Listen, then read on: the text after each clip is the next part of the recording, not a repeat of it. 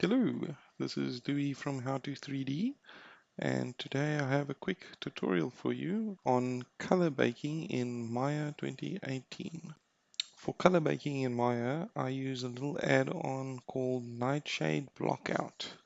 You can of course use the built-in application in Maya called Transfer Maps, but this is much faster and simpler for me. So first of all, we'll have to select your objects and then we are going to color code them for the color map. So let's select our first objects, which will be color coded for rock. And we select our second one, which will be stone. And we select all our third parts will be for wood.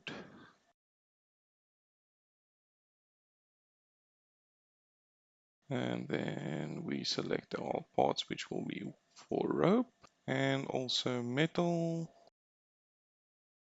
And we select our roof tiles. This also has some wood in it.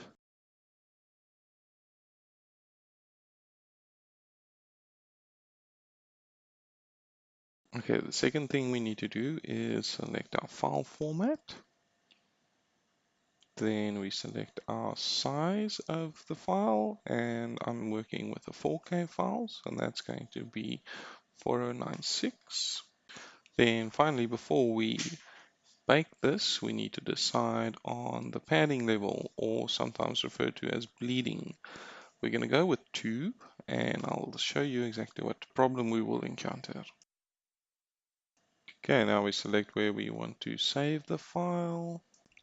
We have to add all our objects to the object list. So select all of them and click add. Then we just click create map. Our map has now been created. And here we have our map.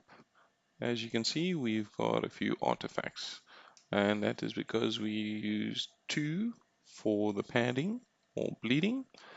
And now we're going to do that at 0. We redo this at 0 and we make a new map.